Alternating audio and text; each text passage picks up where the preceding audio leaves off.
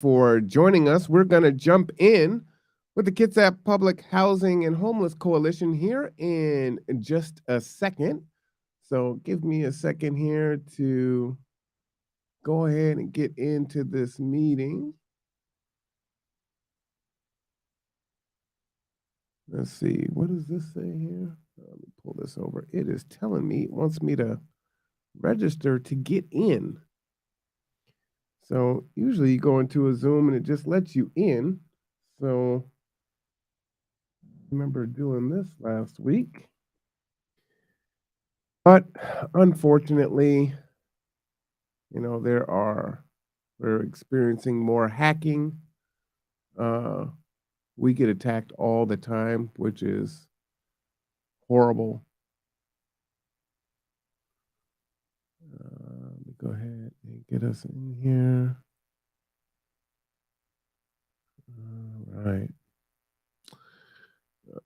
Come on.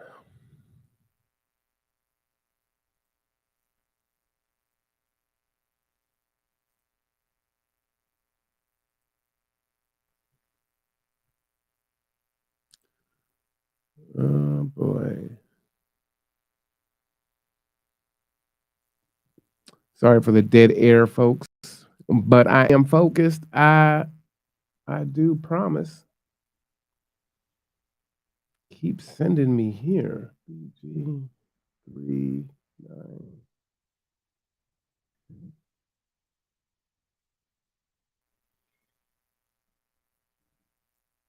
Didn't get an email. Click here to resend. How would I get an email? All right, hold on. Okay. Yeah. So hopefully you checked out the show previous. That was a great show. Okay. I just got to join the meeting here. Boom, and then boom, launch meeting. All right. So looks like there's something new in the zoo in regards to that. So there we go. Oops.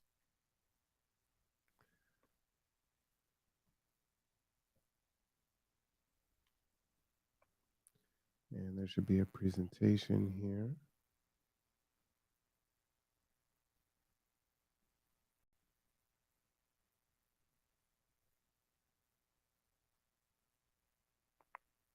Hello, everyone. Hi, Marwan. Welcome.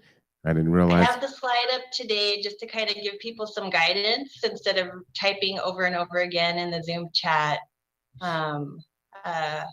whether they have an update or not. I didn't realize I was on a hot mic. So I'm talking to the audience and I didn't know my mic was unmuted. So forgive me, oh, okay. crew. I thought you were just talking. I can't see everybody. So I'm like, oh, hi. I hear you, Marwan. There's the slide up. Yes, everyone, please mute yourself, or you can comfortably chat with me until we get started, which will be in just I'm going to give it one more minute because we have a new process of registering, and I just want to make sure as many people can get in before we get going. Thank you for being here. Lisa, that was my delay. So it took me a minute and I didn't realize it was sending me another email to get into the actual Zoom. So yeah, I think just for those of you who are waiting, I mean, we're building a lot of good structures, but they are new changes and we're playing around with technology. And so thanks for that. But hopefully it will help us keep our email list accurate and we're not bothering people that don't want to be on the list anymore. And so we're just trying out all these new good ways to kind of keep ourselves organized. All right, and Priya, if you're there, I don't know if you have permissions, but would you mind just letting people in to the meeting if you're able to do that? I'm gonna stop paying attention to that for a moment and greet everyone. Lisa, I think you need to make me a co-host, but I can absolutely do that. Okay, let me work on that real quick.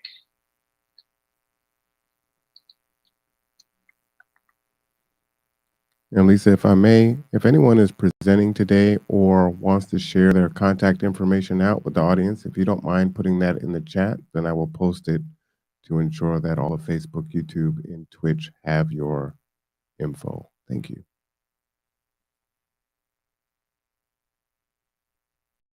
Okay, and I'm gonna stop sharing the slide because I can't see my all my things here. Welcome everyone.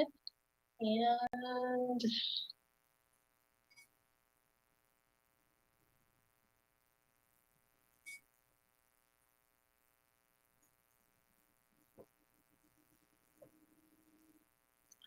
okay, does anyone recall how to share permissions? I seem to be hitting a blank. Lisa, if you hit the three little dots over my video or my name and participants, you can say make co-host. Thank you, Priya. Here you are. Okay, you are officially a co-host. Thank you. And I think we've got we're getting to normal attendance, so I'm going to get started. Thanks everyone for attending the Housing and Homelessness Coalition meeting. Thanks for registering with our new Zoom link. We're trying to better manage our email list, which is quite huge and a little bit outdated. So by your registration, we know that you want to participate. I'm going to share my screen and just give you a preview of the agenda today.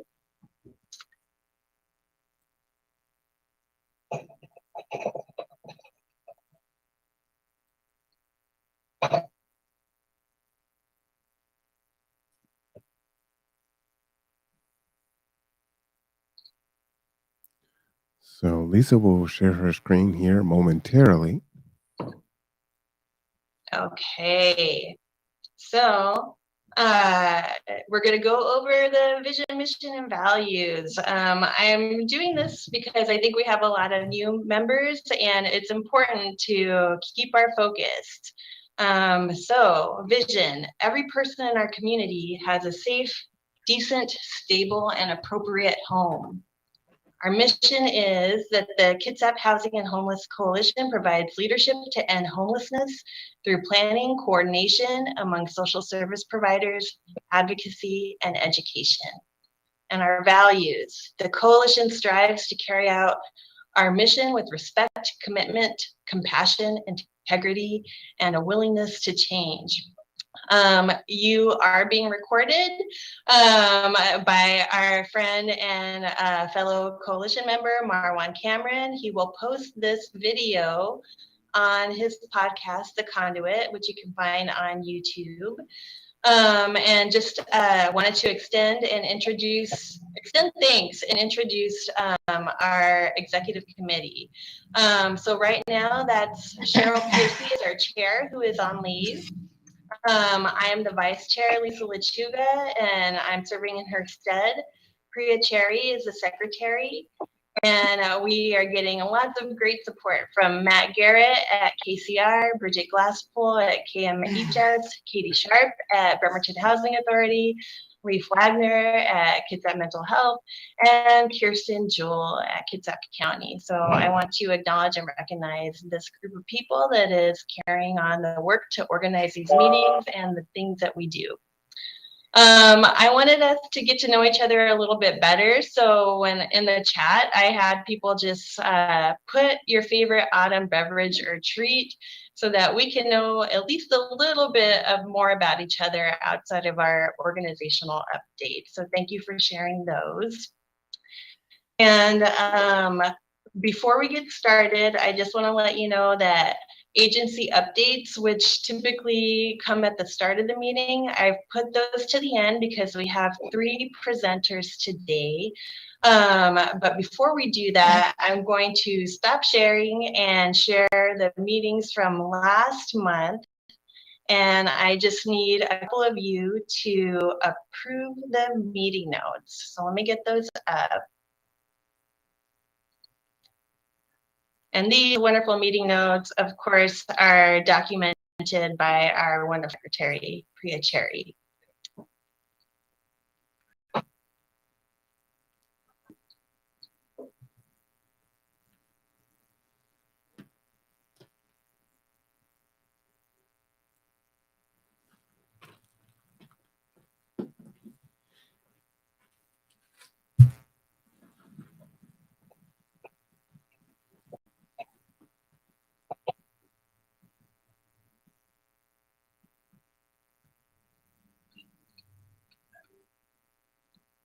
Sorry, you thought there were just 2 pages of notes, but there's more because there's so much information happening at these meetings. So I'll continue scrolling, and then any 2 people can move to approve the minutes.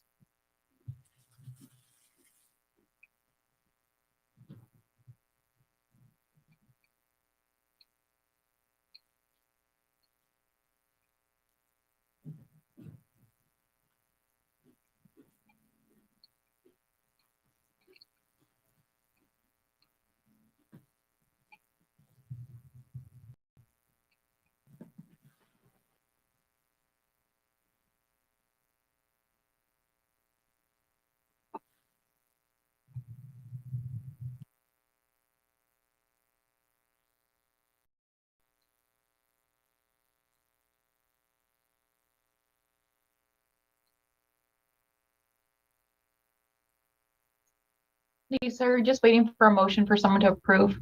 Yes. Okay, this is Bridget Glasspool. I'll go ahead and approve minutes or make a motion to approve minutes. Thank you, Bridget. I can always count on you to do that. Do I have a second? I'll second. Excellent. Thank you. Okay.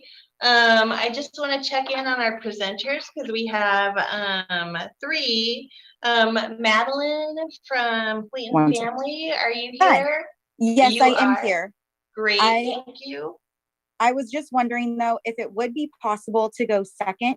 I'm just having to check in on some things super quick that just came up. So if that would be possible, if we don't mind being flexible and adaptable for that, that would be fabulous. I think we could do that. Okay. Katie, do you mind jumping in first? Oh, and I see you, Elizabeth. Katie, I figure since like the housing authority and the housing wait list is coming up, it might be good to just put at the top anyways. Are you ready? Yeah, I can do that. Great, Okay. thank you.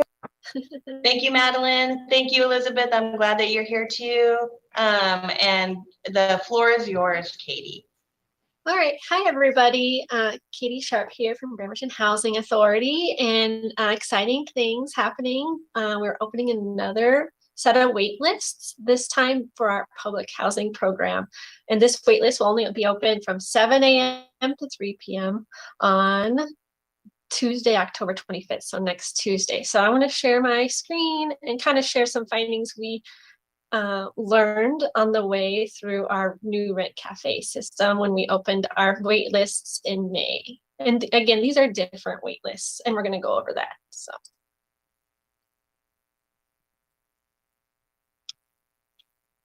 Okay, so this is just a general presentation on how to apply online for BHA waitlist. These slides and everything I'm talking about will be available or is currently available on our website.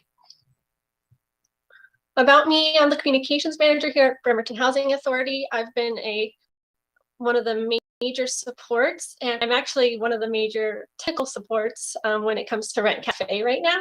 So if you need anything from me as far as registration questions, anything that comes up, please contact me.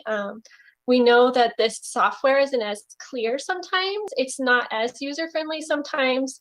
And so we know what we need to work around it. And if you need anything, please contact me directly at 360-616-7227 or email me at ksharp@bremertonhousing.org. So a little bit about Rent Cafe first before we talk about waitlists.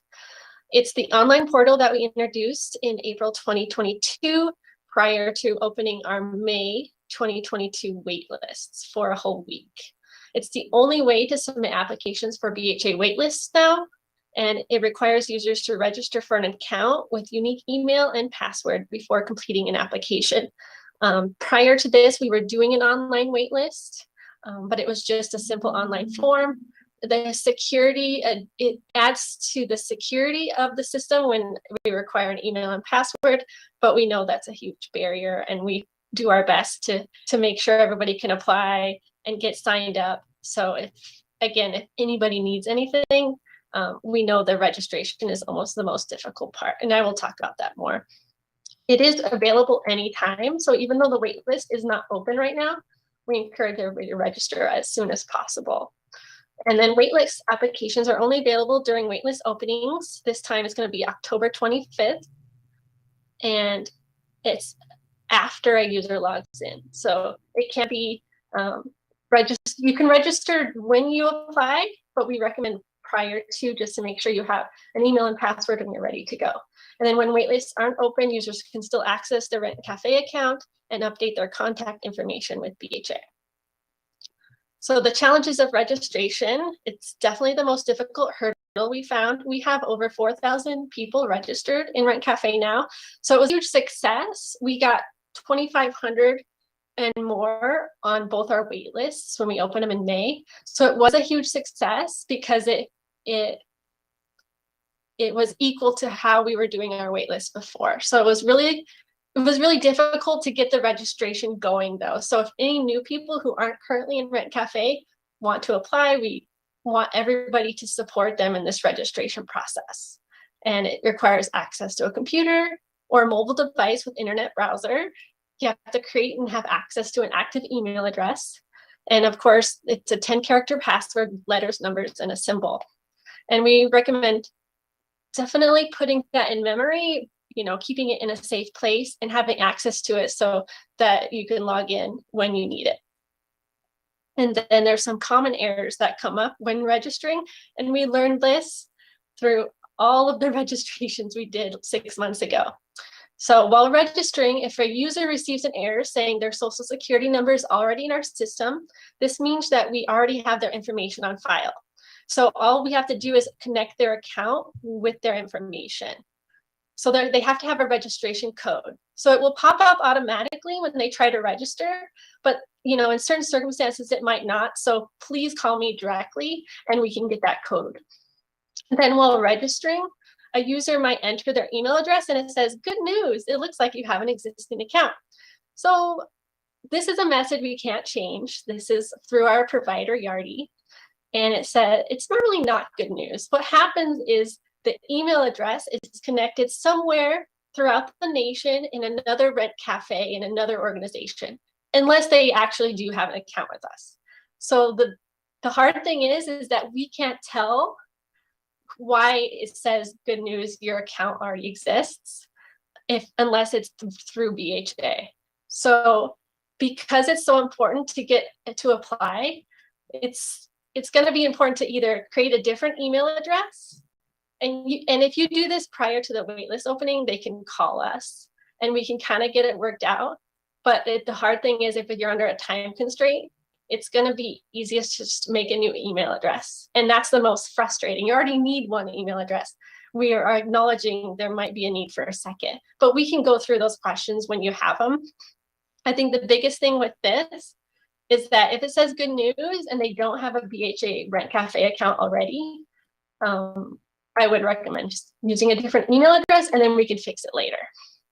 Just because it's going to take time to fix it through our provider. As I said here, quickest solution, use a different email address, or again, call me directly. And then some helpful tips. Don't wait to register. Register now. Make it easier to get through those hurdles. And then if somebody already has an account, like I said, 4,000 people have an account with us already. We recommend logging in as soon as possible if they're interested in applying for the waitlist next week. Use the forgot password to get an email, to make sure you have access to your email and make sure you have your current email and password information.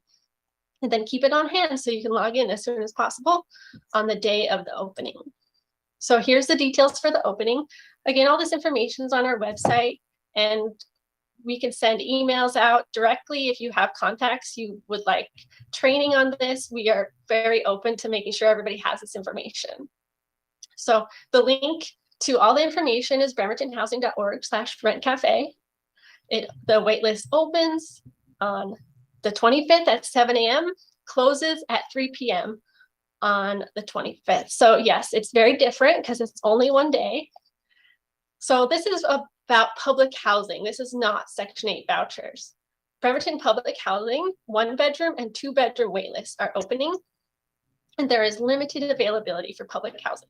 It's only located at specific BHA-owned properties in Bremerton, vacant units do not come up very often, and no housing choice vouchers are provided. So it's really important that everybody knows this. Even if you got on the Section 8 waitlist before, this has no effect on those lists. So this is just an extra opportunity. We just know that they're very limited. So even if you get on the list, could be a very long time before you get offered rental assistance. And then first come, first serve, waitlist positions will be determined by time of application submission this year. So we haven't opened the public housing waitlist since I think 2017. But there's policies that we have to follow. And in this case, even though, for the registration and getting online, the positions will be based on when the application is submitted. So again, the earlier you submit, the closer to the top you'll be on the wait list. And then it's not, of course, a lottery or random selection. So then there's some helpful tips I have. Again, register now for Rent Cafe. Get that registration information down and practice logging in. And then if you want to apply, or if somebody wants to apply, log in as close to 7 a.m. as possible on October 25th. Again, the later you submit, the further down on the wait list you'll be. And we have a direct contact information on the day on the day the wait list is open. So if you have issues, call 360-616-7132, and it will go to multiple people. So somebody will answer the phone, so we can help you, because we know the technology is going to be the most difficult situation, and we want to make sure on the phone we can help you get submitted if there's any issues. And a big one is, it's okay to guess. This application is just based on what you know at that moment. It's a very simple application, I would say it's less than 5 minutes to fill out. Not very many fields. And I think, know that we ask questions, but it's okay to guess. Or if you don't have all your household member information, it's okay. We can always put that in later. Information will not be verified until somebody gets to the top of the wait list. So again, just log in, apply real quickly, submit, and then it will be done. And a big question we got is, am I on the wait list? How do I know if my wait list application went through? And of course, during that day, we're going to be busy helping everybody get submitted, but we want everybody to feel reassured that if you see this application submitted screen, and if you get an email application completion confirmation, that you've done everything you can and the process is complete. And now, anytime somebody calls, we really can't say much anyway. We don't give positions, just based on the positions don't align with like time of when they'll get rental assistance. So we don't want to provide positions and give false hope. So you will be on the wait list if you submit. We're not pulling a certain amount of names. So just reassured that these emails or this screen will confirm that you have done everything possible to submit your application. And this is my final slide. October 25th, 7 a.m. to 3 p.m. Again, not everybody has to apply. If you don't want public housing, if you don't want to be housed in Bremerton, and you're on the Section 8 wait list, this is just an option. This is just another wait list. This is another opportunity for rental assistance. And then we provided all the information on our website. Again, 360-616-7132 is going to be our information desk line and the direct support when people need help filling out the waitlist application online. So I can walk through the a test application if everybody wants to see that. Katie, I'm going to pause just for a moment. We have a couple of hands raised. I think Tiffany, you had your hand up earlier. Was your question answered? Kind of. I was just, because earlier, Katie, you had given the number ending in 7227, and then you gave out the one ending in 7132. Which number do you want participants to call if they're having trouble with the application process? The 132. Okay. I was trying to, I know it was confusing. There's 227 is my direct line. And if you have any problem like getting registered, that's the easiest way, like prior to the waitlist opening, to get help. Okay, got it. Okay, thank you. And one other question, Katie, from Charlene. Hi. Yeah, this is Shar from Northwest Justice Project. I was just wondering if you have computers or something set up at Bremerton Housing Authority if somebody does not have internet access or their phone isn't capable or they can't do it on their phone, where somebody can help walk them through. So we're gonna have, it's gonna be very limited. We have like, our lobby is gonna be open the entire time and you can come in. We might even suggest if you just have questions and we have some phones in the lobby to even call on the phone and do it over the phone, because we're gonna have more people available to help over the phone. We realized that a lot of people were doing it with somebody or on their own last time, and we didn't have enough phone support.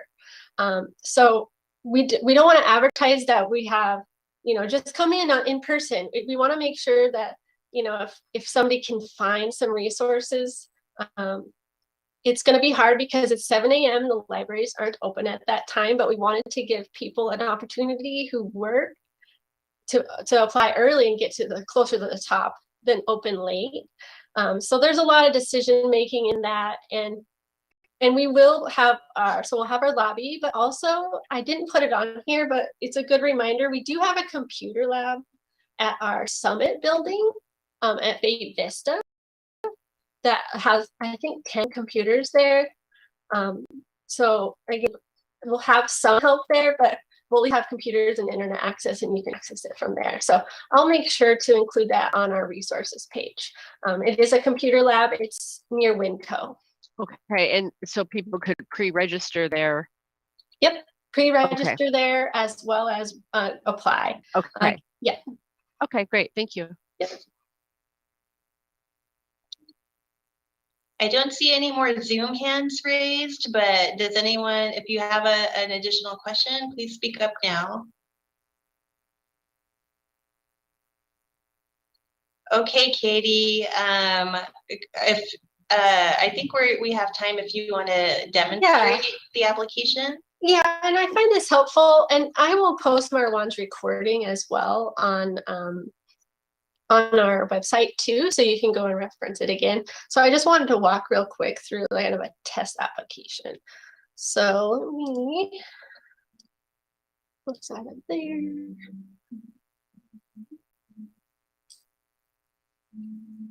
Okay, so when you go to our website, the bremertonhousing.org/rent cafe, you'll be taken to this page. Also, if you just go to bremertonhousing.org, the link is always going to be at the top of the page for Rent Cafe.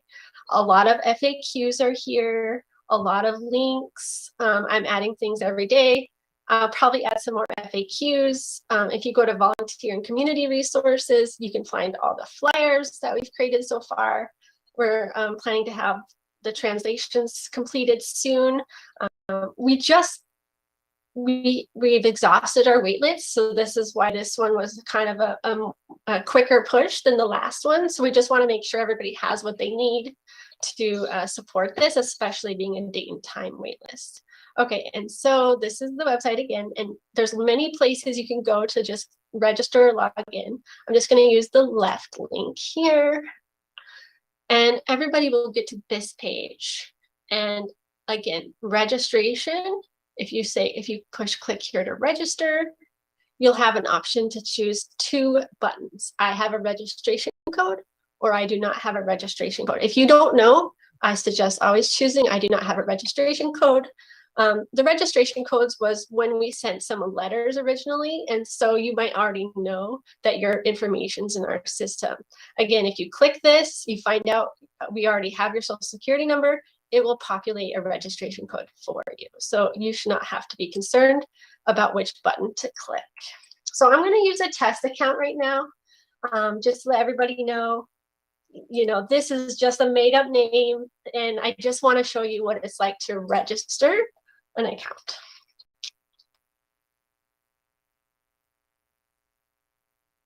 And if you don't even know your social security number at the time, you're welcome to use the 9s. And it actually says that on the form here. And 5s for phone numbers if needed. We always encourage most accurate information, but we know some people don't have that at the time, and we want to make sure they get a spot on the wait list. Again, this is a test email I'm using. And for some reason I have this. Oh.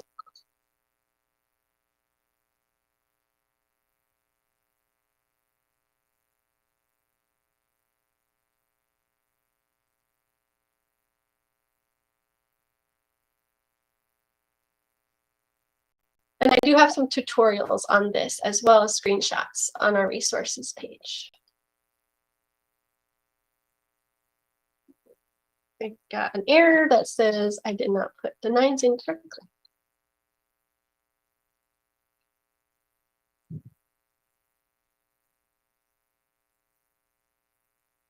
Okay, and then it says, thank you for registering. And it says, we are not, this is what's going to happen if you, right now. So you're going to register, and if you're a new person, this is all you're going to see. There's nothing for you to do after registration. And this is a good example that I was meant to go into the test system. Here, this is my test system, but that was a good example of what it would look like in a live system registering. So I'm going to register one more time.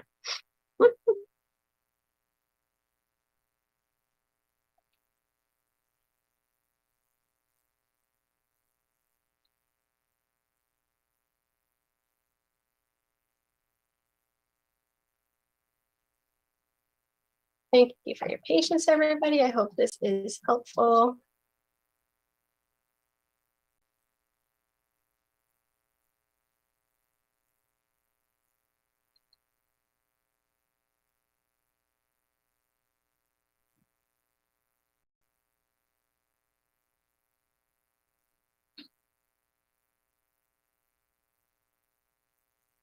I've made so many test accounts in the past. Hopefully I have it down.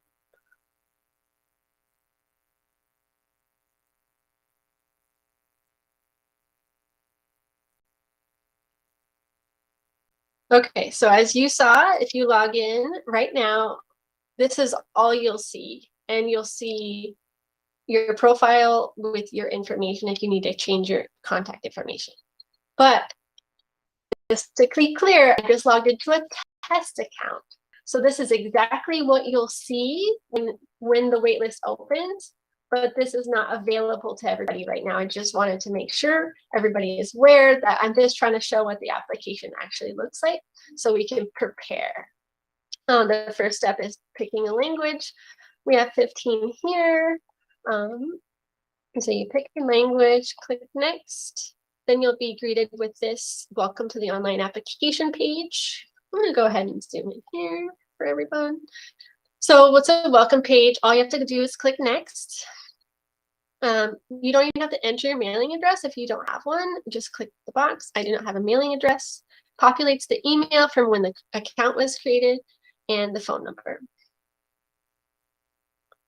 Again, household information is just a page to introduce that this is the next step and kind of goes over household members. This information, all you have to do is make sure, if you click next right now, it will show you a warning that says, make sure to complete all household member information.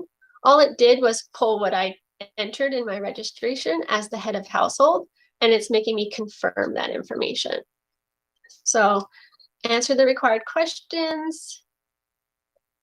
Here, I'm going to just, again, enter test information, but I can't move on until this information is complete.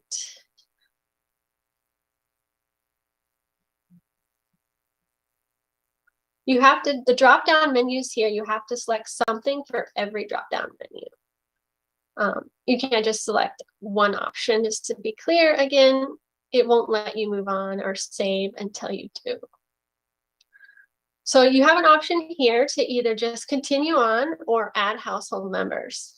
If you'll need the social security number and the race information for each household member, including all of these. Again, this can be added later. So if you just want to make it through the application, make sure your name is on the wait list, you can click next after verifying the head of household. Here is an estimated number. You can use 0 if you need to. And the unit accessibility. It's again, hearing access, mobility access, site access, any unit accessibility that is needed. I'm going to select none. And then displaced or homeless. And this description says, are you currently displaced or at risk of being displaced, forced out of your home due to landlord actions or property changes, or homeless? That just helps us. We don't have a preference strategy right now. This is purely based on date and time of submission. But if we were to put one in place later on where we could offer vouchers or rental assistance to certain characteristics, we would have this information to guide us in our strategy. And then we have 2 required questions here. Are you a veteran? And are you where you completed this application from? This is helping us gather information. Again, seeing how people are filling out and how people are doing filling out this application online, or if they're coming into the office. Again, some people don't, they want to include more information, another phone number, and these are fields that are optional but available. In this case, this is where the waiting list section is. This again is a test description of the waiting list. There will be 2 checkboxes here. It will say public housing 1 bedroom and public housing 2 bedroom when this wait list is open. And again, it will have a little bit more information on what a 1 bedroom and a 2 bedroom, and we have that information on our website as well. We have something called the occupancy standards, or the ACOP for public housing, and those will guide us. Again, none of this is verified right now. So if you think, oh, I'm going to be eligible for 1 or 2 bedroom, please select both boxes so you can be on both lists. And Katie, if you could do an abbreviated completion of the application, I just want to, we're a little bit behind schedule and I want to honor other presenters. It's almost done, Lisa. Thank you. This is the review page, and you can just click through and see all the things that you've submitted already. And the biggest thing is it says next. It does not say submit, but once that box is checked and next is clicked, that is submitted. And so this is the confirmation page that you will get, as well as an email. So that is it. That is what the application looks like. Again, this is a test application. The application is not open right now, but I hope this was helpful. Thank you, Katie. There is a question in the chat from Monica. Immigration status related questions. How many family members need a social security number to be eligible? And what legal status is required to get into public housing if their name comes up on the wait list? And so those are more eligibility questions. So let me get back to you on that, but I recommend putting something in the application to get you on the wait list. I don't think it says citizenship, and it does say age, so have to be 18 or older. I know 1 member of the household has to be 18 or older. But let me get back to you, Annika, on that, just to make sure that you have all the information you need. Thank you so much, Katie. Again, application enrollment is at 10/25, October 25th. October 25th, 7 a.m. Again, apply as close to 7 a.m. as possible. And the last question, do you need to live in Bremerton city limits to apply? Nope. But you'll be offered a place in Bremerton if you get to the top of the wait list. Wonderful. Thank you, Katie. Good luck later this month. And we're going to shift around our presenters a little bit more. So we're going to keep Elizabeth as second. Madeline, you'll come in as third. Welcome, everyone. Elizabeth Eager from Skookum. She's going to share a little bit about their services with us today. Hey, everybody. Can everybody hear me good? Okay. So I'm an employment specialist over here at Skookum in Auto Center Way. And we do a few different things. So most people know us from doing like janitorial and maintenance down at the shipyards. But we also have a separate department within Skookum that I'm a part of called Community Employment Services. So we help individuals with disabilities find employment in the community. So we work with the Department of Vocational Rehabilitation, or DVR. We have a contract with them for helping their clients get connected with services, go through with, finding employment, and then job supports and retention. If that's something that people want more information about, they can always call Skookum here and ask for our CES department. And we also work with Social Security recipients that are on SSI or SSDI that want to transition off their benefits. They participate in what's called Get to Work, and it's a trial work period that has some safeguards in place with keeping their benefits as well as their Medicare. That's not my wheelhouse. So again, I'll refer you to call and ask us for more information. So the main program I want to talk about, and that a lot of folks will wind up hopefully referring people to, is called Foundational Community Supports. So this is a program that the Healthcare Authority started back in 2019, and it allows Medicaid benefits, so folks on Apple Health, if they have a diagnosis of mental illness or substance use disorder, or they have both, or if they're enrolled in the HEN program or age blind or disabled, to get assistance with looking for employment, keeping employment, and then moving on to other goals.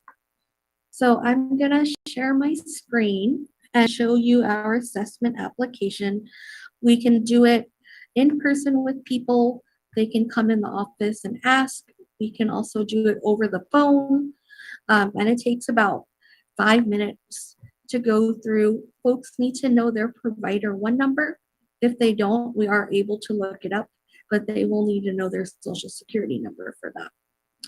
So the administrator of the program is AmeriGroup.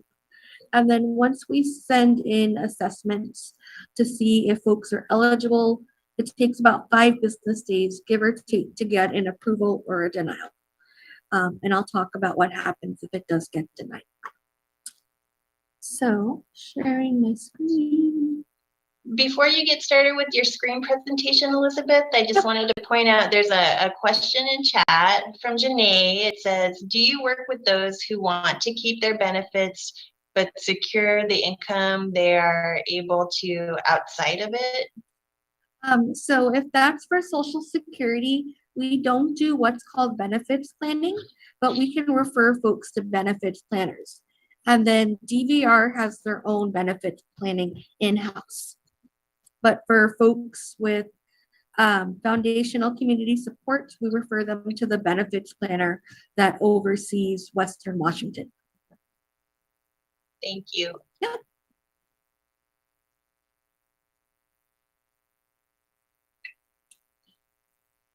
So, okay, you zoom on in. Is everybody able to see that okay? Lisa, can you see Echo? Yes, it looks great. Thank you, Elizabeth. Yeah. So we have your initial contact information, provider one number. Again, we can help look that up. If folks are homeless, they don't have to give us an address or anything. We just need a city or state that they're usually residing in. A valid phone number or an email. We need some way to contact folks, disclosing their demographic information. And then you'll see the eligibility requirements. So folks are enrolled in the HEN or ABD program. They have a diagnosis of a mental illness, diagnosis of substance use disorder, and they only have to have one of these. Or they have what's called a CARES assessment. Most of our folks usually come through with either the mental illness or the substance use disorder. And then we go through and we look at risk factors. So usually for folks with mental illness and substance use disorder, they are eligible for that risk of deterioration with symptoms or relapse. So that usually checks it. So then on the next page, because we talk about employment is our first goal with folks. If they want employment, their employment status, current income right now, their housing type. And then we talk about what their barriers are to employment. So if folks, have gaps in their work history because of incarceration or active addiction, or they were out because of disability. We talk about if folks don't know what type of job or long-term career they want to do. If folks are lacking a resume or interview skills, if maybe folks are kind of wavering on whether they're ready for employment, and then any potential major health issues that affect an employment in the past or could in the future, and then if they want ongoing support. So then we talk about their strengths as a client, and then this last part, which is the most important box, is looking at barriers. So are they lacking family support? Do they not have their own vehicle or their driver's license? Do they not have their high school diploma or GED? How's their work history? Do they only have a little bit? And then poor prior work experience is if they've been unemployed for 6+ months. And then ongoing substance use. So we are able to work with folks that are in active addiction. Folks don't have proof of sobriety or be enrolled in a treatment program or any services. We're still able to work with folks if they relapse. We just want to get folks connected with whatever services as to how recovery looks like to them. Okay, then I get this all submitted. So if folks get denied for services, we're able to appeal that. And usually that's just needing some type of medical verification. So like a letter from a mental health provider or discharge paperwork if they got out of treatment or something like that. So now that I got all the government red tape stuff out of the way, some of the services that we offer. So we offer all that pre-employment services, so resume writing, cover letter, interview prep, getting folks connected for interview clothes. We've actually started a bit of a clothing closet here at Skookum. We're also able to help folks with submitting their job applications. Going through that, we try to meet with folks once a week. And our ideal goal is to get folks in front of an employer within the first 30 days for an interview. Then we are also able to help with teaching computer classes. We do budgeting. We're able to go out and we network with different employers. So if folks are comfortable with us talking to potential employers on their behalf, we go out and we'll drop off their resume and talk up their strengths as a potential employee to see if we can get them that interview and to build partnerships with folks. Some of the different agencies or organizations we partner with employers. We've partnered with Jimmy John's in the past, BJC Construction. We're also building relationships with Five Guys and Chipotle. And then we can also go out once folks get hired and we do job coaching.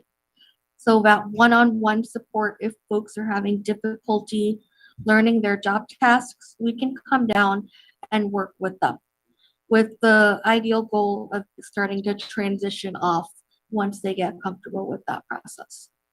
We're also able to help with folks requesting disability accommodations, helping them gather whatever medical documentation they need, and then, figuring out what type of accommodations they might need in the workplace so they can have that conversation with their medical provider. And then being able to go sit down, have a meeting with the employer if they are comfortable with that, and talk through what their accommodation needs are. And then if folks are comfortable with us, talking with their employer, we usually check in about once a month, give or take, to see how they're doing with attendance performance and performance requirements as well. So that way we could, if an issue arises, get to it before it results in a termination or an employee quitting because they get frustrated. But there's more. So we can also help folks if they're interested in career exploration because they don't know their goals. We can work on exploring that. So like aptitude tests, arranging informational interviews. We have access to a really great website called Virtual Job Shadow to look at different careers. And we're also able to help folks with getting signed up to get their GED, helping them study one-on-one for the exam, if they want to sign up for a community college or an apprenticeship or a trade school, helping folks navigate that whole process, and then providing ongoing support. We've also helped folks with driver's license exams, so studying for the written test, getting folks connected with legal services, and just being, a general resource for our folks. So once folks sign up for services, their authorization is good for 6 months. And then at that point, if they are interested in continuing to receive services, we can do a reauthorization and they get another 6 months. If we don't hear from folks after 6 months and we try to reach them, then we just wait for them to get back in contact with us. So the ideal goal with FCS for employment is after a year of stable employment in the same position, we start talking about transitioning off. And usually by that point, folks are feeling pretty comfortable with where they are with their skills because we've been working on continual goals. And I've had folks that have job hopped and have been with me for over a year just because they bounced around from different jobs.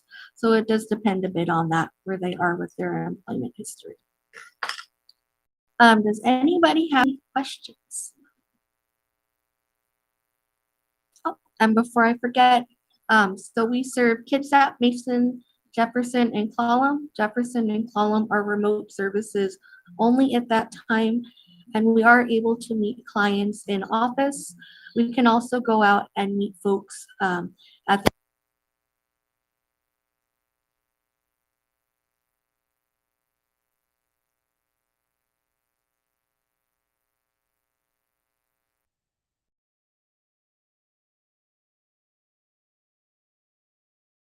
Well, thank you so much, Elizabeth. Matt, did you have a question for her?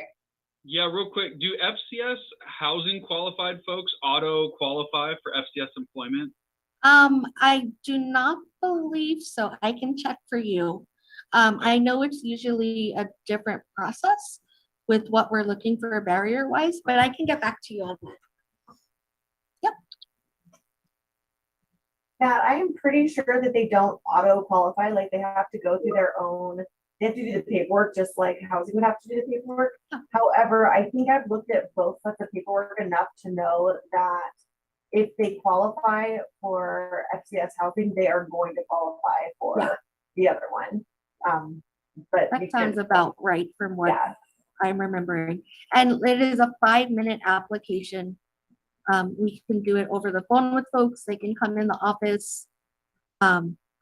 We can do, verbal authorizations, so we don't even have to have that signature. We just have to have that verbal approval. Any other questions? Yes, we do have flyers that I can send out, or we can drop off or mail them to folks with business cards. So some of the other things we do is I also teach a weekly job readiness class at Kitsap Recovery each week. And then we also have taught classes at other treatment centers before. Yeah. Skookum does a lot, Elizabeth. Thank you to your organization. They also have a beautiful meeting space. Which is open for people as well if nonprofits want to come use it. Yes. I appreciate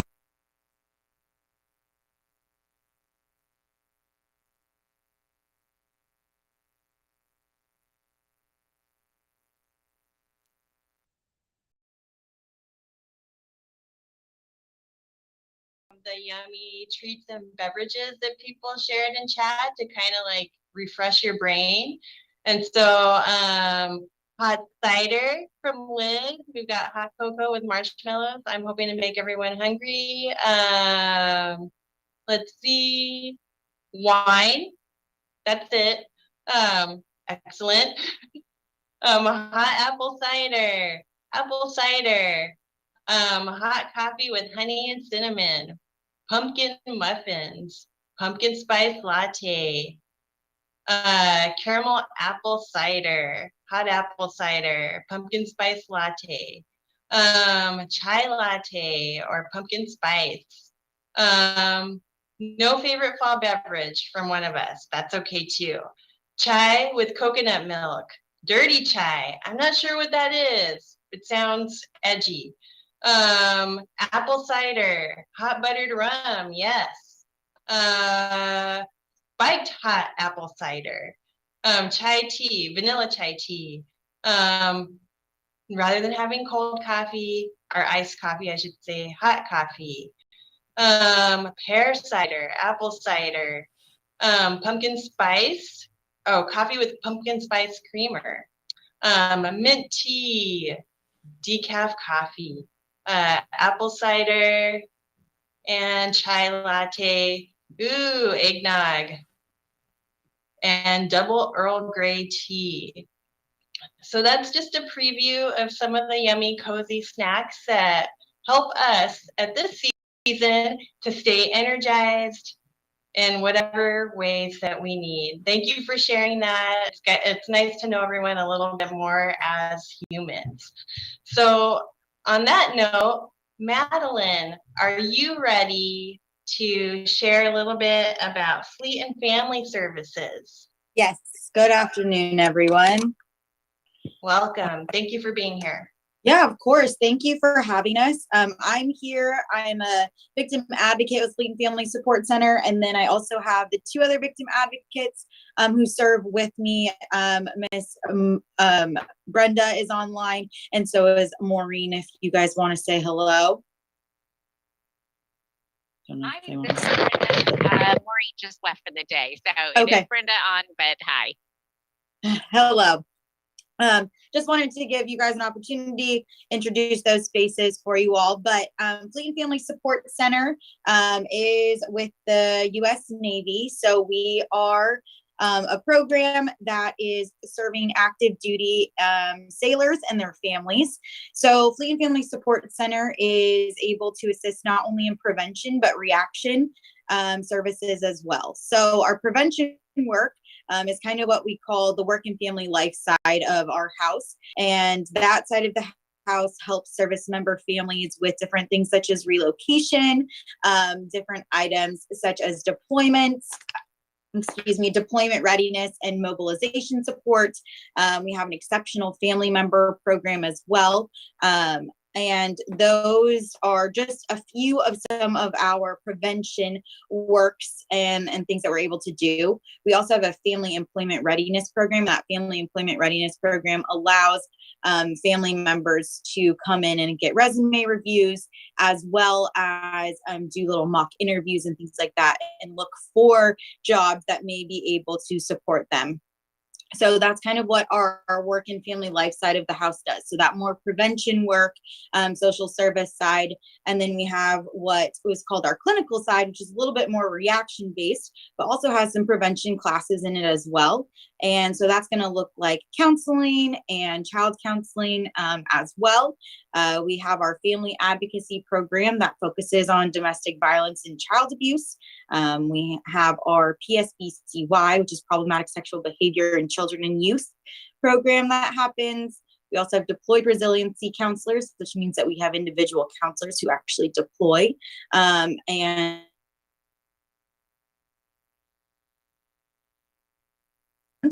so that's information, a kind of a general information and overview of a Fleet and Family Support Center, in the sense of you have this one side that is prevention based, and then another side that's a little bit more reaction based, but we call them our work and family life and our clinical side of the house. And while we do know that that is information that might be helpful, I just think that this is information that is impactful for you guys to know and be aware of as you guys continue to work within the community. Sometimes Fleet and Family Support Center may feel like it's just something that can be accessed on base. But if someone has a question about what Fleet and Family Support Center could do, or if they can help them, we do have our 866 line, which is our general scheduling line. And that phone number is 866-854-0638. And that's where individuals can set up different schedules or appointments for our work and family life specialists, counseling appointments, and class reservations. I do again want to note this is for our active duty service members as well as their families. So I do think I just saw a question come in here about DOD and retired military use of your services. So when we're thinking about that and looking at that, that is something that we have been able to offer veterans counseling in the past, when we were actively having counseling services being able to come in and out. With staffing shortages at this time, we aren't able to provide that. So again, at this time, it is just going to be active duty members and their families.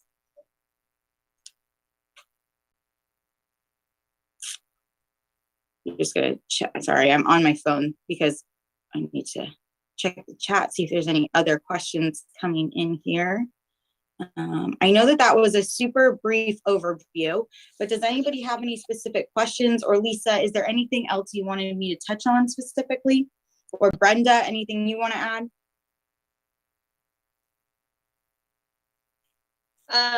Brenda just chatted military one source, which yes. I'm not sure what that is. So yeah, that's Brenda, okay. expand, or Madeline, expand, please. Yes, so if someone was to contact our front office, our 866 line, we do have a resource that we generally put out called Military One Source, and Military One Source is able to provide counseling information and other resource connections within the community. This also can serve veterans. We also have different information that if someone was to call, we do have different outlets such as VA resources and things like that that we would be able to provide someone who is a veteran. I also can add, Maddie, that they also have interpreters. So I know we have a lot of our family members that don't speak English as their primary. And so Military One Source is a way they have that interpreter that can help with that as well. So it's a great resource for retirement or active duty. Any other questions? I think, well, actually, I'm going to make a comment, Madeline. Like, I was very excited when you came by the library. By the way, if anyone needs to present on their services, you just have to contact me or stop by the downtown Bremerton Library on 5th Street here. But I was just excited to learn about the services that are available to active duty members. I'm a military kid. It's much improved since I grew up. And we have such a large military community throughout the county. I just wanted mostly for everybody to have a connection if they don't already. Does anyone have any more specific questions related to Fleet and Family Services?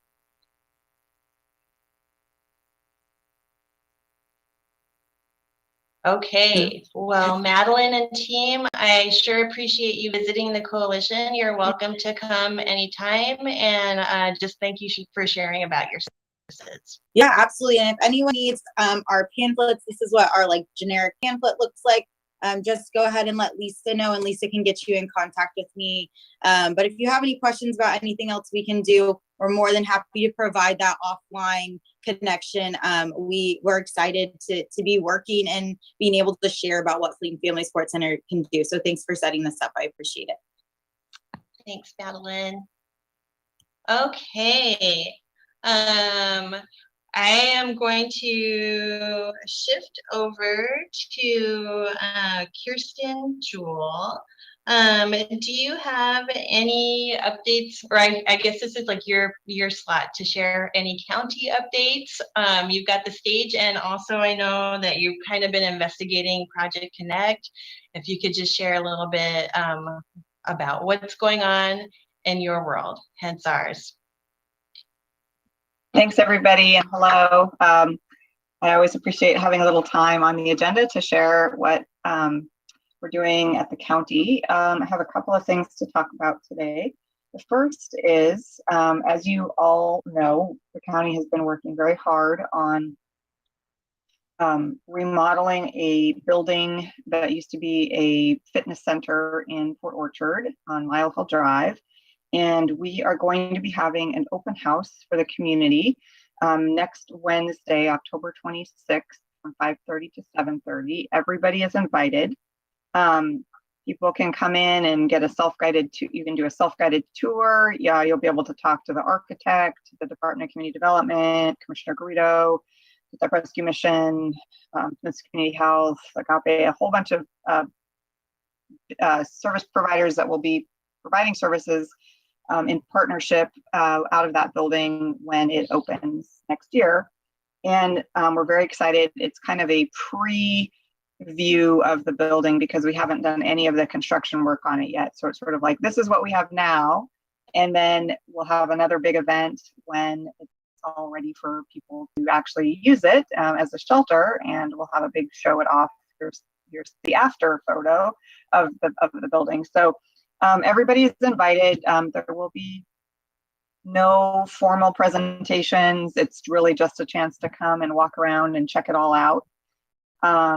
We will be taking public comment sort of informally. There'll be some public comment papers that you can fill out. And we do encourage people who are in support of the project to join us. You can stop by anytime between 5:30 and 7:30 and stay for as long or as short as you would like. But it would be great to have some folks who are in support of the project come, because we know that there's going to be a number of folks who are not so supportive of the project also showing up. And we are happy to talk to all folks who come, and it's just going to be a great event. We've been working on it very hard and hope to see lots of you there. I will put a link in the chat afterwards with the information about that. There's a flyer available, and you're welcome to share that with your networks as well. We had a great Project Connect kickoff meeting. The Project Connect event is typically one that's organized by the Kitsap Housing and Homelessness Coalition in conjunction with the county and our point in time count work that week. So Project Connect next year is going to be on, well, we're trying to decide right now if we're going to have one event or 3 events, but it will be the week of January 23rd. So the Project Connect events, if we have 3 of them, would be January 24th, 25th, and 26th. And Project Connect is going to, the point in time is January 26th. So mark your calendars now. We had a great kickoff meeting. It was awesome. A bunch of new people are joining in the effort. Some folks who did it the last few years are stepping up to help again, and we're so grateful for their past experience and knowledge about how to do things. So if you're interested in participating in the planning for it, you're always welcome to join. Just send me an email and I'll add you to the mailing list. Our next meeting is going to be in about 2 weeks, and at that time we'll be deciding whether we have the capacity to do 3 events, one in North Kitsap, one in Bremerton, one in South Kitsap, or whether we'll just focus our efforts for this time on doing in Bremerton. And that depends on availability of other facilities in North Kitsap and South Kitsap, and it depends on kind of how much capacity we think we have to pull off planning 3 different events over the course of 1 week. So that's exciting. We will later be reaching out with requests for volunteers for Project Connect and kind of more specific information about the Project Connect and the point in time count event, which will be during that week as well. We're also ramping up severe weather shelters. So we've got 4 amazing partner organizations that operate severe weather shelters in Fallsbow, Kingston, Silverdale, and Port Orchard. And we've been doing a lot of planning with them. They're currently recruiting for volunteers because these programs are 100% volunteer driven and operated. And you can find out information about volunteering on the county website. I will also put that link in the chat. And a lot of those trainings are going on over the next 2 weeks. So I really encourage you, if you're interested in finding out more, attending a training, and then you can fill out an application at the training if you decide that you're interested. It's not a long-term commitment. You can volunteer, just when you're available, when the weather creates the conditions where we activate the shelters. You can volunteer every single shift. You can volunteer once during the year, whatever. We just desperately need volunteers to keep the program going. And it really is a valuable way to make sure that our neighbors who are unhoused have a safe place to stay when the temperatures outside are particularly challenging and life-threatening, honestly. We see this as a life-threatening or a life-saving effort, and want to make sure people have a safe place to go at night when the weather is freezing. We also, I think, wanted to just point out that we have a new webpage for the HEART program, the Homeless Encampment Response Action Transitions Team. So there's a HEART webpage now, and we are continuously updating that with some more FAQs, information about how you can report an encampment, one of the questions we get most frequently, and then there's a slideshow about the program on that website. We just completed another encampment cleanup today, one of the ones on Clear Creek Trail. There's quite a lot of encampments along Clear Creek Trail, and it's kind of a complicated situation. And so we've been really doing a lot of outreach and working with the people who are living along Clear Creek Trail to kind of find out what their needs are and what opportunities there might be for them to get into some housing. We had a number of people from that encampment elect to go into substance use treatment, which is awesome. And we had one person who's gearing up to go into Pendleton Place, which is great. And some others who are looking at shelter options. So we have not selected a next location to focus on, but we are planning to do some more cleanups of abandoned encampments coming up here as well. But you can definitely keep up with that on the HEART webpage. Trying to think if there's anything else. We're doing a lot of monitoring right now. So if you have a contract with the county, chances are you're having Virginia or me come and do an on-site monitoring. And it's a great opportunity for us to kind of review what you're doing in terms of record keeping, but we also see it as an opportunity for technical assistance. So we're here to help make sure that what you're doing is up to the requirements, often state or federal requirements in terms of record keeping for these grants. And so it's not meant to be a scary thing. It's not an audit. There aren't any findings or reports afterward, but it's an opportunity for us to just sit down and have a conversation and make sure that all of the paperwork is in order so that when we get audited or you get audited by the state or federal government, you're in great shape for that. That's kind of our goal, is to be in good shape for when we get audited. The county is getting audited. I think that audit is finally wrapping up on the Keep Up program. So the various different funding sources that came from the federal and state government that funded the Keep Up program is what we're getting audited on right now, and it's very rigorous. So we are extra incentivized to make sure that we have our paperwork in good order and are meeting all of the federal requirements. And I think, let's see, is Virginia on the call? Yes, I'm here. Would you like to talk about renewals? I guess I could have had you talk about monitoring too, but I know at least you can talk about the renewals. Certainly, I can share a little bit about that. So here soon, potentially as early as this week, emails will be going out. We're looking at doing the renewal process for the AHGP and HHGP contracts that are currently in their first year of funding.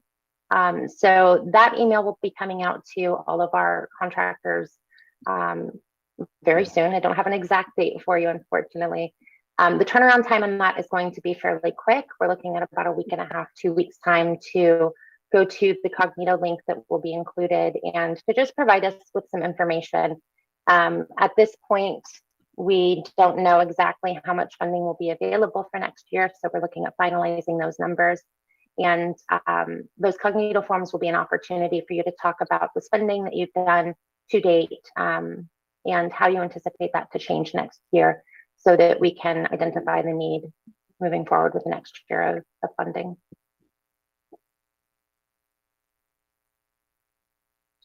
Great, thanks, Virginia.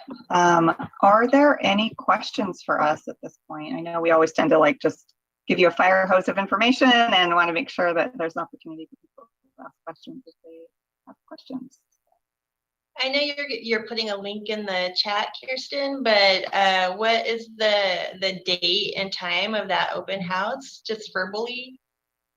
Sure. The open house is next Wednesday, October 26th, from 5:30 to 7:30. Thank you. And that's awesome, Kirsten, about Project Connect. I'm glad that there's a good first meeting. It's important work. It's one of our charges of the coalition, and Kirsten is kind of gathering people who had supported that before. So again, if anyone is interested in supporting that, even if we have to scale back to one event, please reach out to Kirsten. It would be beneficial to all of us, your support. Any other questions? I want to make clear, we are actually looking for a chair or co-chairs for the Project Connect events. Historically, the county has definitely played a strong supporting role, but we haven't been the organizer or driver of the event. And so,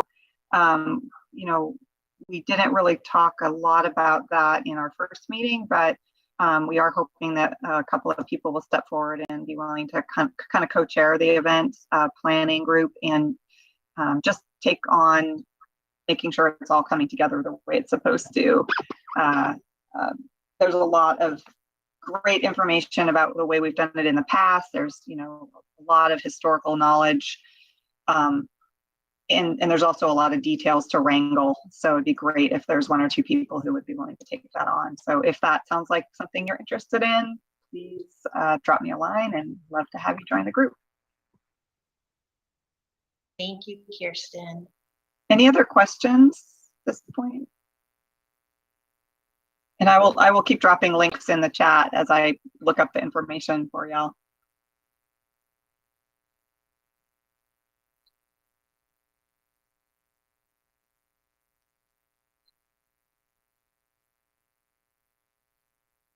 I don't see any more questions at the moment, but of course you can put those in chat if something occurs to you. I'm going to shift over to some coalition administrative reminders. So thanks everyone for rolling with our new registration via Zoom.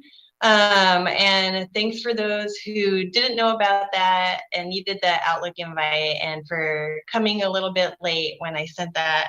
And thanks, Katie, for reminding me too. I just wanted to let you know that when I send out the agenda via email, you're going to register. It's a one-time only thing, but it'll help us clean up our email list. And when you register, you have the option of adding it to your calendar. So keep an eye out for that. That's a transition.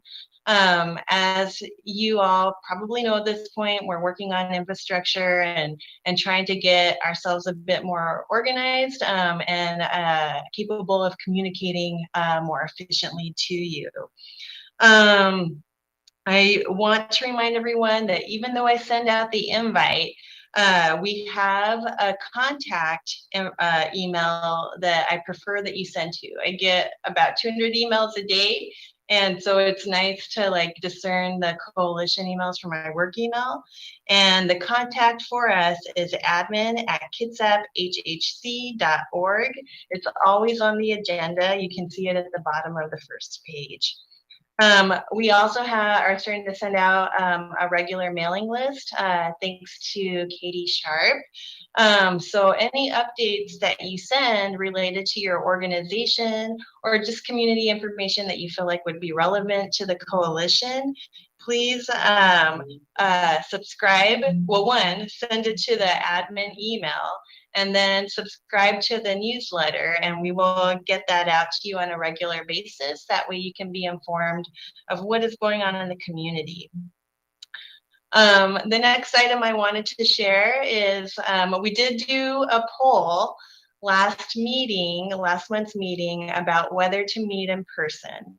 And it was pretty close, and I always feel like there's good intention in meeting in person, but we've also observed that a lot of people participate more because it's virtual. And so what I would like to propose to everyone is that we pilot meeting in person in December. The date is December 21st. It'll be at our regular meeting time, and it will be at the Norm Dix main building downstairs. We figured that this would be a really good meeting to come together in person, because that is when we award the nominees for anyone who has been nominated for one of the awards that the coalition presents. So please do mark your calendars. I'll try and send reminders. But December 21st is going to be an in-person meeting. I think we will work on also doing a hybrid for that. We just have to play around with technology. Marwan's been really wonderful about recording it. But again, like, we're here for each other, and so your presence is valued. And the work of these nominees is appreciated. Speaking of nominees, as of earlier this week, we only had one nomination submitted.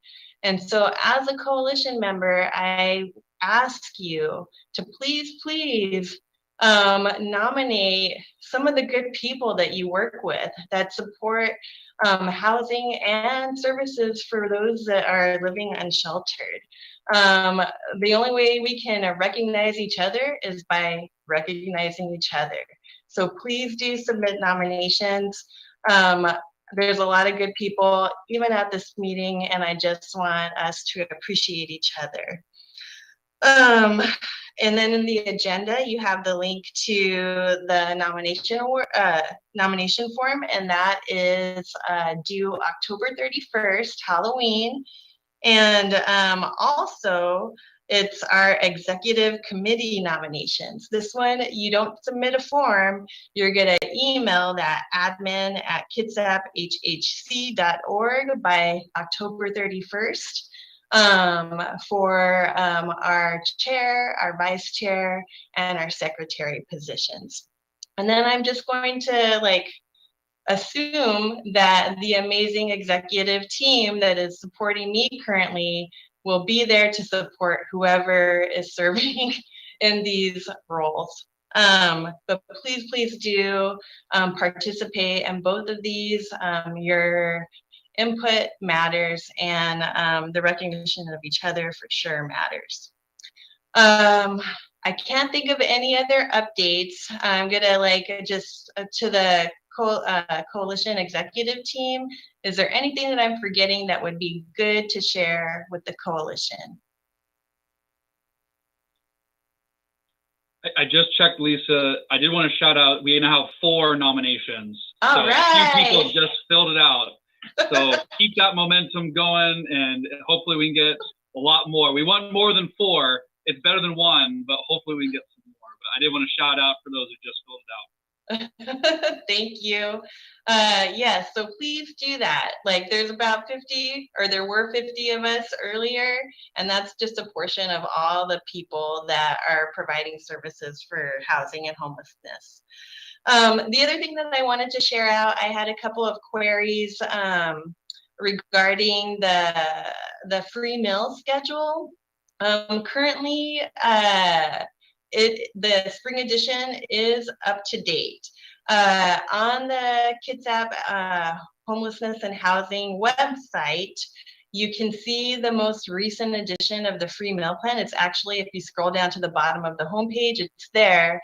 And then I spoke with Leif, and he is going to try to upload a PDF as well, so that you are able to download a copy. But this is accurate, it's up to date. You can right click and you can just copy the image if you wanted to print it out, or we will get the PDF up to you up on the website within the next week or so for you to download. Now I'm going to pause for a moment, and does anyone have any questions for me or the executive team?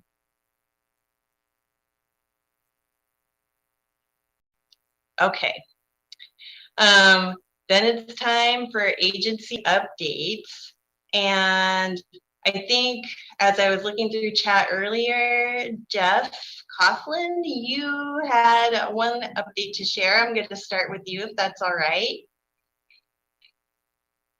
Sure, sounds good. Yeah, quick update is the city, they should have sent a postcard to everyone who lives, can't see this blurred out. But it's not full of foul language, I promise. It's a Bremerton 2044 comprehensive plan update. So this is something that happens almost once every 10 years, and it's basically laying out how the city is going to develop out in the next 20 years. So it's called Bremerton 2044, looking out that far. And it really covers everything from infrastructure to transportation, zoning, support services. And I think it's one of the most effective ways to get something done in the long run, where if you can get an item in the comprehensive plan, it has a really good chance of actually happening. So the website is bremerton2044.com. It's just the very start of the process. They're taking input on the process itself, and it's going to run all the way through the next year. And every month they'll be announcing a new topic with kind of a meeting looking for public input.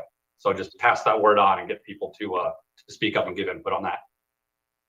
Thank you, Jeff. I appreciate you being here. Matt, you have some KCR updates. Yeah, just a few. So as everyone announced, we still have openings, and so if there's folks that are interested, specifically case managers, but we have been hiring, and we are continuing to expand capacity. So we have some rapid rehousing and other slots that are open. Those are all referred through HSC. So just know that we are. I know we've been a little bit. We haven't had as many programs open, but we're hoping that's starting to change through the end of this year and into the next year. The big announcement that we wanted to talk about is our CBRA, or Community-Based Rental Assistance Program. We're finally opening that and taking referrals.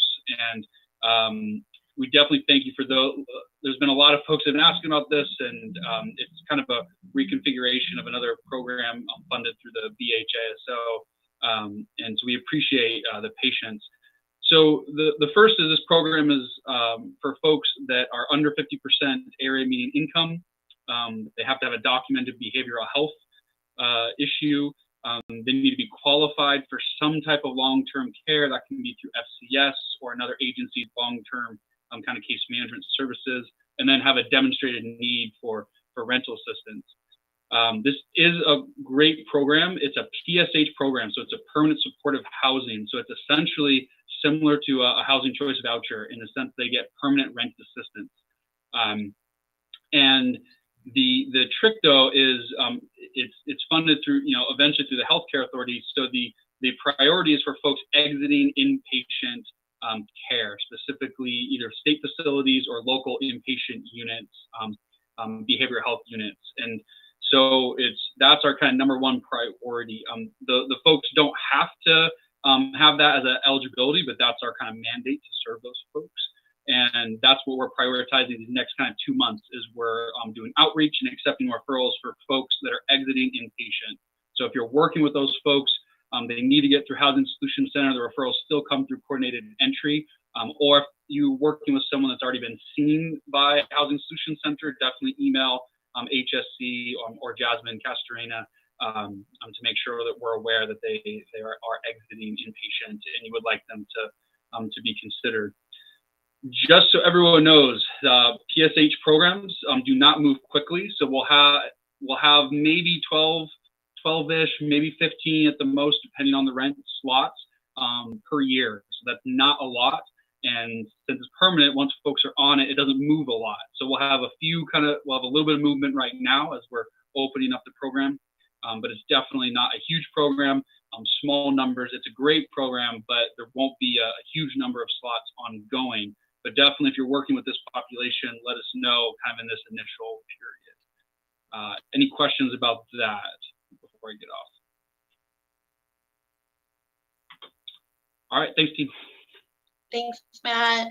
I don't think Janae's with us anymore, but she just wanted to share that at Benedict House, they lost their new case manager and they're looking for a new case manager. And Joanne from Kitsap Legal Services, do you have an update to share with us? I do. Thank you. I just wanted to update that we are now, oh wow, the sun is very bright. We are now fully staffed with attorneys and with admin staff. So hopefully we can process people a lot quicker. Just want to remind people that we are providing full legal representation to people facing eviction. And that is starting with when they get the initial eviction notice. So please send people our way. And if they meet our income requirements, we have several different programs that with different eligibility. So we work really hard to try to find a way to provide representation to people. So we have a staff attorney that will do pre-court, and we also have a staff attorney that helps with court. So our bases are covered now, and we're really excited about that. And we have just a huge list of people that need help, and we're trying to get through them as quickly as we can. It really is amazing how just an attorney call to a landlord can resolve a lot of issues.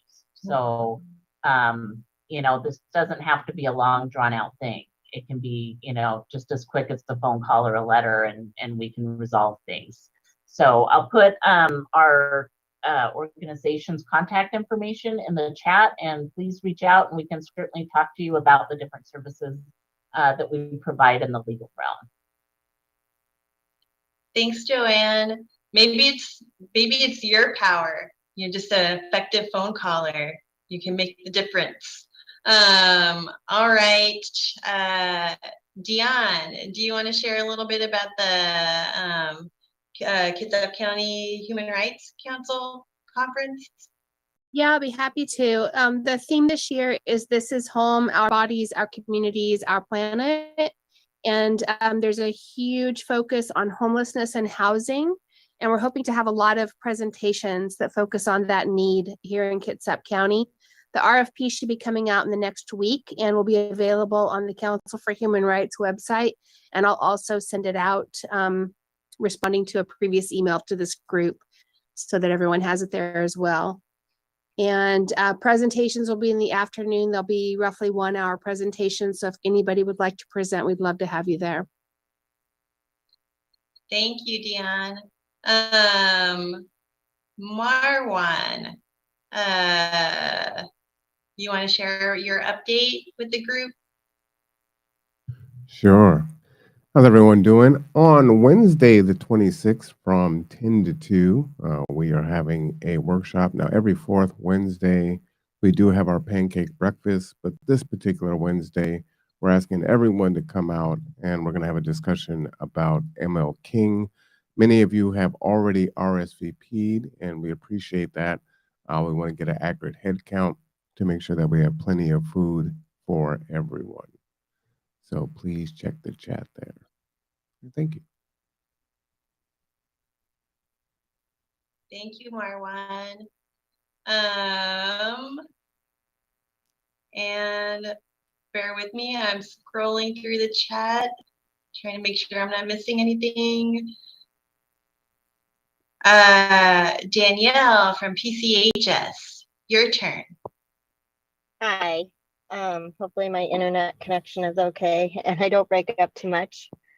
So PCHS is also, we have our community health workers helping to screen through the social determinants of health referrals that we're getting, and anyone who marks that they need any kind of legal assistance, we can send them over to our legal assistant, and he does a pre-screening for Kitsap Legal Services, and they've been able to help process that. So we have been successful with a few clients asking for help and got them over to Kitsap Legal Services, which is cool. And then also we are doing our COVID vaccine, the bivalent boosters, every Friday in October. And then the new booster from ages 6 to 11 just came out for bivalent boosters.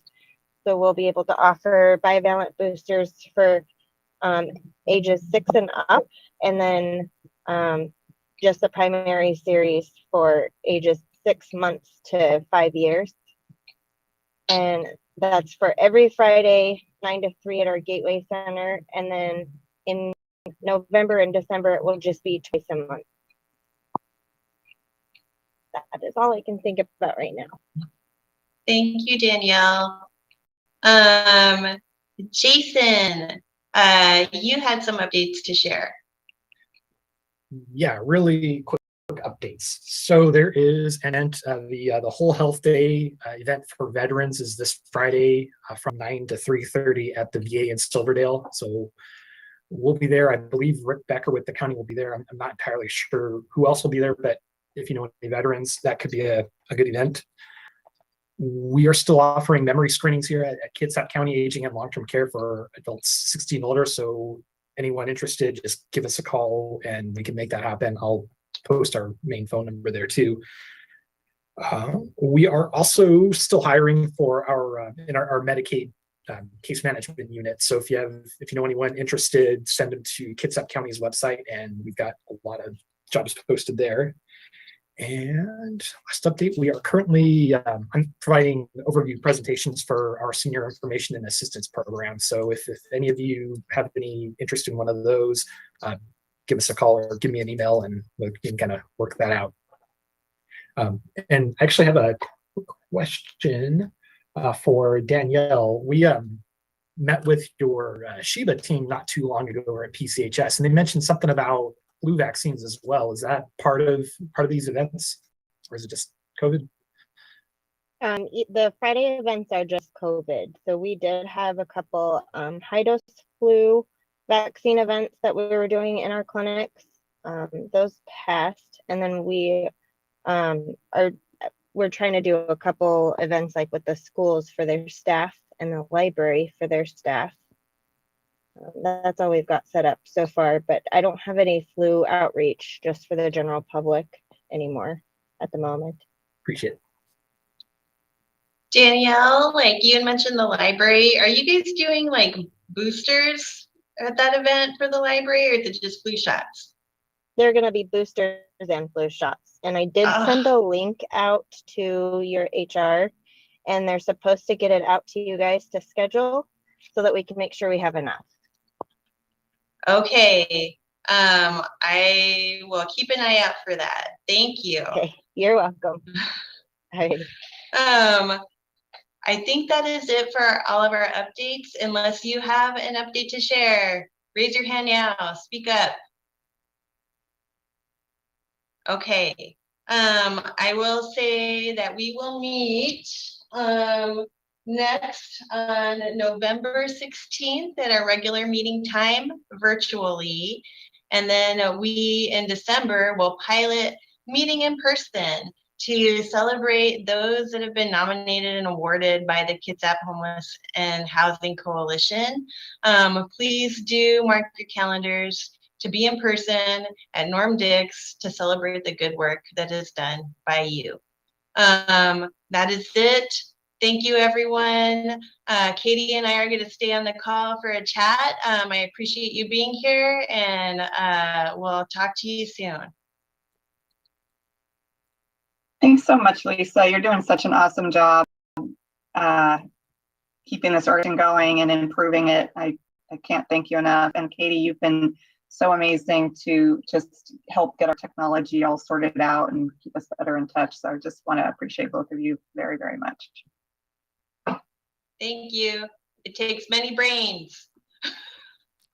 And many skill sets. Yes. Bye-bye. We'll see you next month. See you next month. All right, so that was a super informative show per usual, which is fantastic. Usually we have a little recap on the end of this, but what I need to do is I need to take a quick break. So I'm going to play a little commercial and I'll be right back, okay?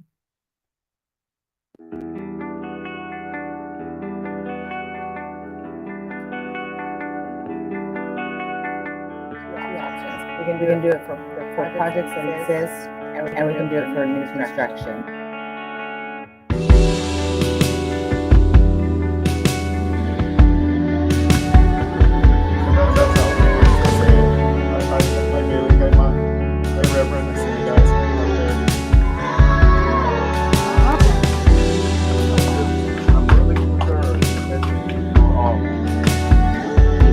Mike, I'm sure.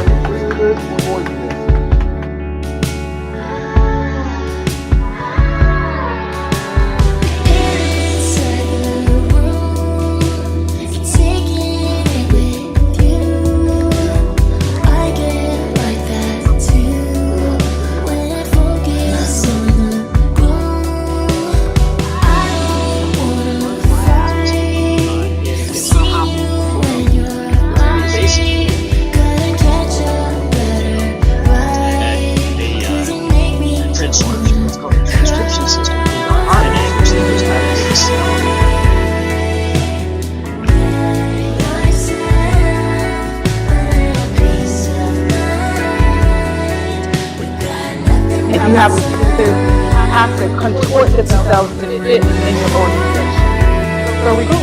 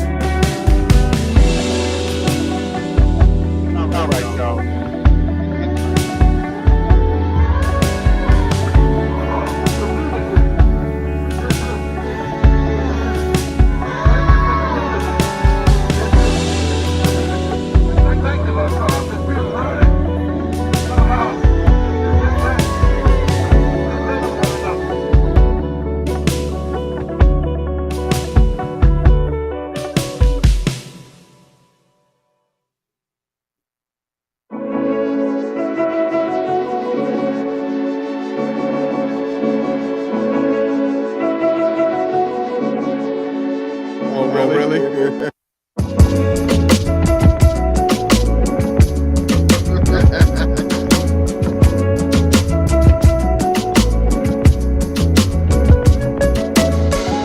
I think y'all let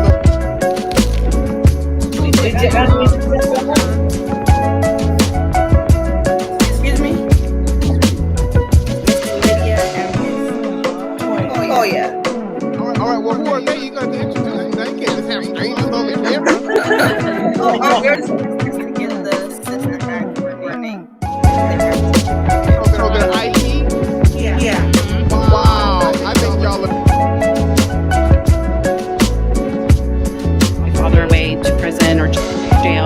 often took me to prisoner jail. And so I never really looked at law enforcement as a friend. But thankfully, our new interim Kitsap County Sheriff, John Kesey, has really sat with me and taken time with me in many, many meetings to build a strong, trusting relationship.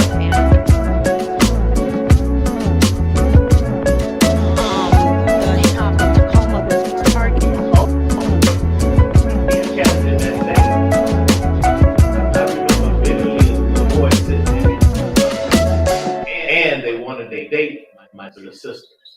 My father being that protector.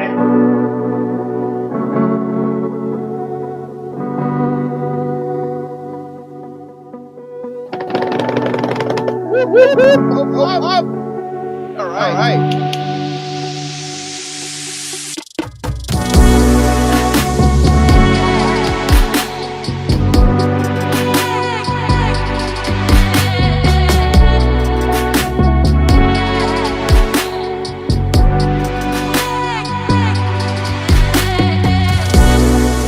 Honestly, because I know that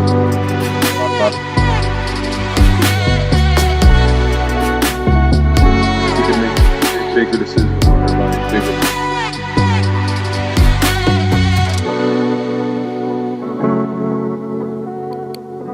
As a 17-year-old, haven't had much experiences.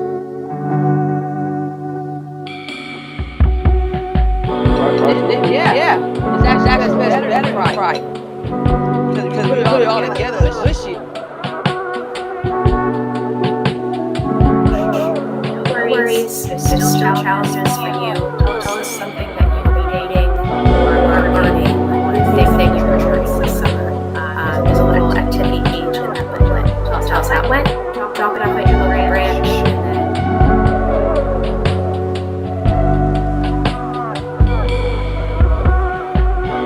And so budgets are really set up to be looked at.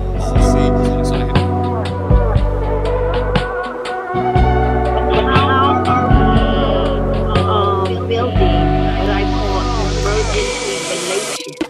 And with diversity, because I mean,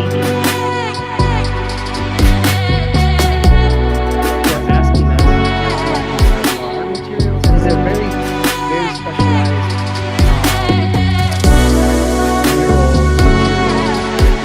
they're professional, they're highly advanced, they're imported.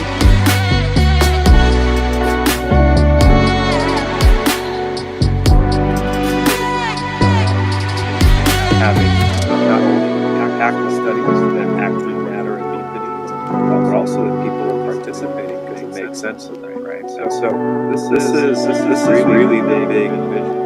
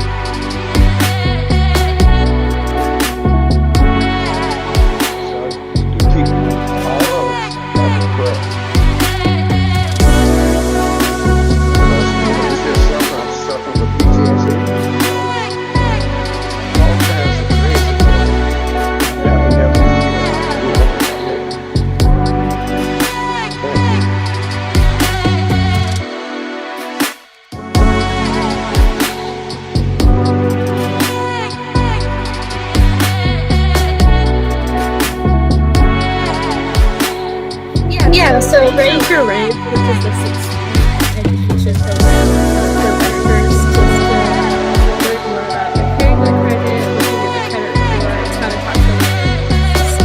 Really helpful to help research. Services are counted. And so there's a point in time count outreach side, and that's a lot of what I've done and other folks is we go to different encampments throughout Kitsap County, and we actually survey folks. And folks don't have to give us their name or anything if they don't want to participate, but we at least still count. Absolutely. Well, I mean, there's a lot of, I mean, there's like a school drive, a pop-up event. This is going on. We're looking at, we got vouchers. We're purchasing this property. Oh, we got a class. You know, it's like it's constantly just new stuff coming. So you can see it. It's just high energy and, you know, oh, here's some DEI training. You know, yeah, it's just fantastic.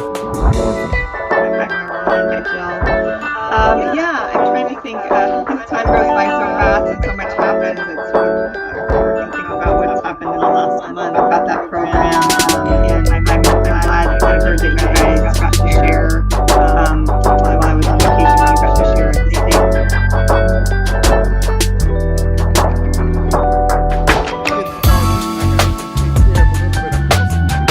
Today is Mark Boatwright Frost's birthday.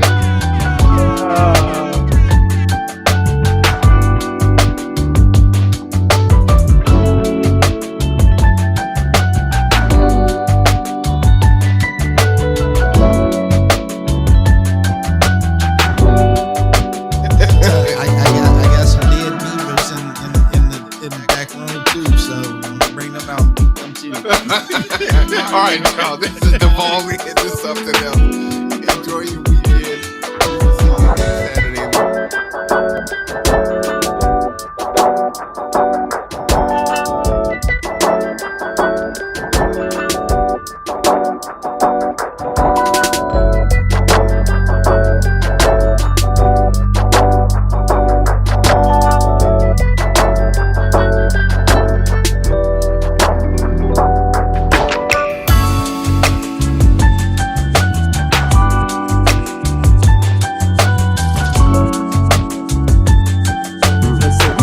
Under your leadership, have created a trusted voice with a trusted space. Thanks, Marwan. I really appreciate the platform and the opportunity to talk to the public in a way that, you know, maybe I wouldn't be able to do otherwise. I think your commitment to having this sort of ongoing conversation about housing and homelessness issues is really important. And I just appreciate you right back. Thank you. All right. Well, you heard it there.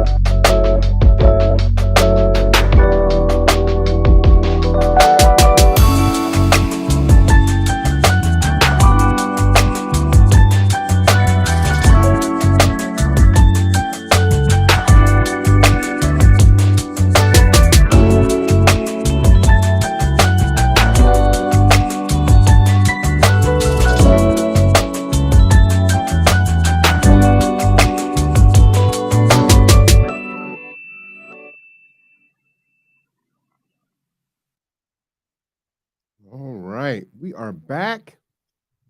Thank you for allowing me to take a break. Typically after the Kitsap Housing and Homeless Coalition, folks will come on, but it looks like Katie is still talking with Lisa, and Matt may have gone into another meeting. So what we're going to do is we will end it here. We have City Council coming up in about an hour and a half. This is a really important City Council meeting, as it is budget meeting night. So please make your presence felt. This is the first hybrid. So you can go down to the Norm Dix building and attend in person, or you can attend on Zoom. And there will be a spot for open comment. I do believe there is some surplus budget. And so your voice is needed to advocate for what those funds should be used for. Now, my staff and other folks that we work with are going to be advocating for resources for those that are unhoused on ML King, but it doesn't matter what you put your voice toward. We just want to see you put your voice toward what's important to you. So again, we will see you for City Council tonight. And I am Marwan Cameron. This is The Conduit.